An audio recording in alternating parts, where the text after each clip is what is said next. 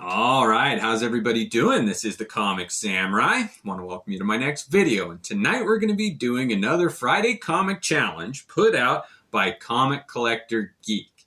And this is going to be part 2 of my Moon covers. And these are going to be some of the classics. Let's go ahead and jump right in. First up, we got this Nick Fury, Agent of S.H.I.E.L.D. #3, and it sports a beautiful cover by Jim Steranko. And he always does such great, dynamic, cinematic covers, and this is no exception with that tower, that castle tower, and the moon hanging above it, and the silhouette of Nick Fury's face. And it's a graveyard scene on top of it. Is it a werewolf too? It's got everything for a good, spooky Moon cover.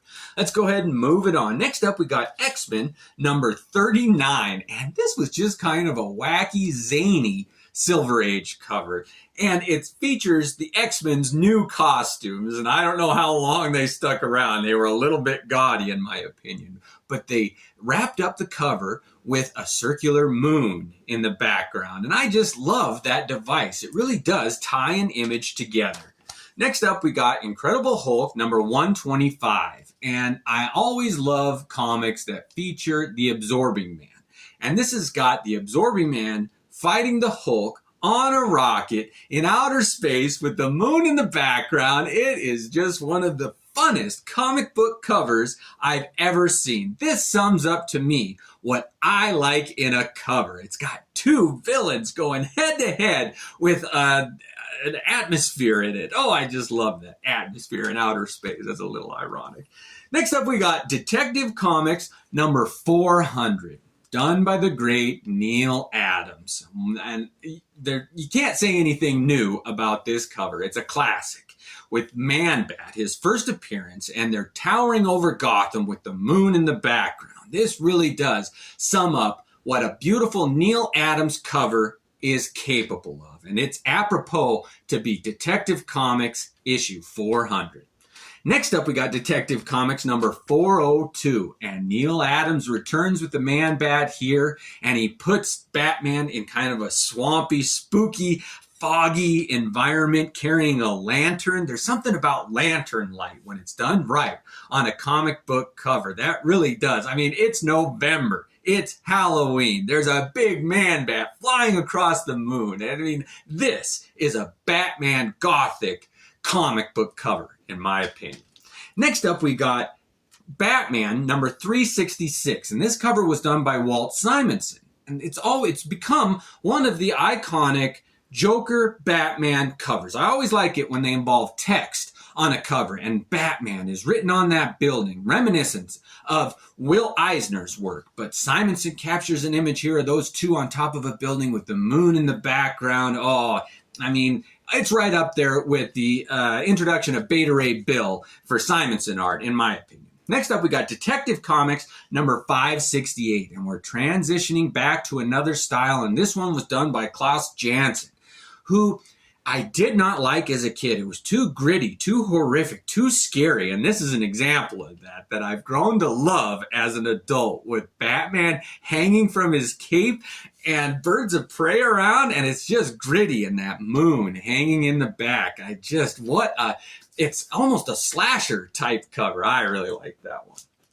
Next up is Batman Legends of the Dark Knight #0, and I wasn't a big fan when they did the whole 0 hour, and every issue of Detective Comics came out with an issue 0. But this one, the lighting on that moon, I had never seen that technique before, where it looks like the moon is glowing. I wish they'd do more covers colored like this. I think this is a Joe Quesada cover too, who's one of my favorites. But when it's colored right, nothing beats a great moon cover.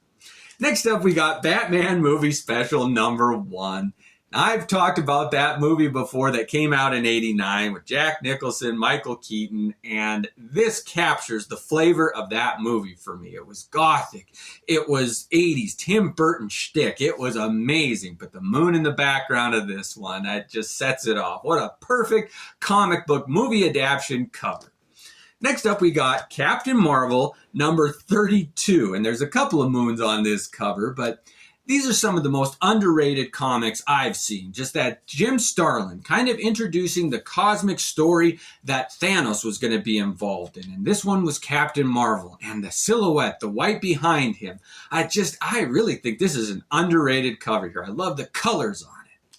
Next up, we got Swamp Thing, number 40, and John Toddlebine and Steve Bissette worked together on this one, and Alan Moore writing.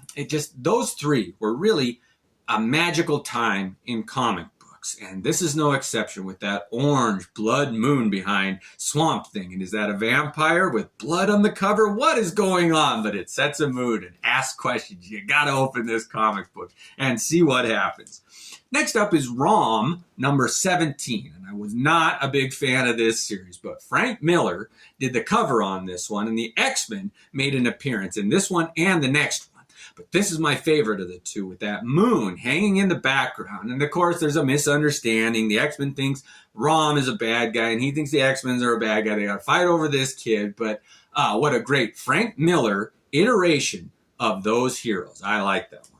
Next up is a classic, Web of Spider-Man, number 1. This is the one I thought of when I heard the challenge of moon covers. The first one to pop into my head was Charles Vess's Web of Spider-Man, number 1, with that black costume. It's my all-time favorite black costume, Web of Spider-Man cover. There were some McFarlane's that I dug, but nothing captured the moon like Charles Vess's image here. I really like that. What a classic. Next up is a weird one. It's Brain Fantasy, number 2. It's a small press comic, and I always like to show these underground ones. And the printing was a bit off on this one. The red offset wasn't quite right, and I think they did it on purpose. Something about that little bit of misalignment just speaks volumes. It's like you're almost in a haze, a drug-fueled I can't make my eyes focus on the image, and it's this moon, this pregnant, green, sickly moon with a red border that's slightly off. It's just everything about this is queasy, sick Halloween. Trick or treat candy. I had too much candy on Halloween. That's what that one reminds me of. Next up is Marvel Team Up, number 55. And it's a black cover, which is tough, but there's a moon on this one, and Spider-Man's floating in the air. And these were really some underrated comic books. It kind of wraps up and after Warlock and Captain Marvel had died, and what's happening and how they resolve their stories. But Warlock makes an appearance here, and you just got to see, how is Spider-Man going to get out of this? He's floating, and that's never a good sign. I like that cover by Jim. I think that's Starlin. It might be John Byrne, but. Next up, we got Twisted Tales, number 10. This was an anthology series put out by PC Comics, I believe. I can't see who did these, but these whole Twisted Tales, all of them had magnificent covers. I want to see if I recognize the name. I don't see any names on this one, but when I saw this reminded me of Return of the Living Dead. After Romero's Night of the Living Dead, his trilogy, in the 80s, they reintroduced the zombie genre to film in Return of the Living Dead, and this one could have been a movie poster for that movie. It really is just amazing. The colors. It reminds me of Mars Attacks, too. It really has that flavor. Next up, we got the U-Demon, number 2 of 3. This was a series I was really excited about as a kid. I heard good things about it. They really propped it up in Wizard Magazine, and I got it, and it was a little out there for me. Oh, creepy and horrific, and it's captured in this cover. The coloring on it, it's like an oil painting, but what is that? I've never seen a white demon like that before with that skull face, but that moon in the background and the red, ominous sky. I really like that one.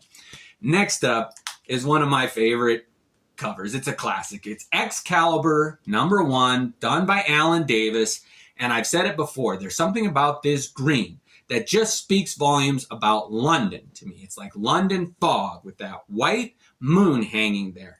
And again, you can almost smell the fog there, the London, the heaviness, the age, the history there. And it's captured in this cover like none other. I've never seen that color of green reproduced anywhere before, and I like it. All right, last one, we got Daredevil, number 158. this has got to be one of the most influential comic books out there. This was the first time that Frank Miller worked on Daredevil in his own series. He did a Spectacular Spider-Man, I think 29 or 28, earlier, where he did draw Daredevil. But this is where he took over the reins of penciling in his main series. And he didn't quite start writing yet. It wasn't until, I think, 168, the introduction of Elektra, but this was his first work on the Daredevil series, and he rescued it. This comic book is single-handedly responsible for Daredevil still being a major player in the Marvel Universe today, and all because of this cover with that moon hanging behind those two figures. It really does set a great example of what a comic book cover should be. So those were my part 2 moon covers, and join me in part 3, where I get modern moon covers, where they get all those pock marks, and it's really stylistically done. But thanks for joining me. I want to see what your favorite moon covers are. Have a great night.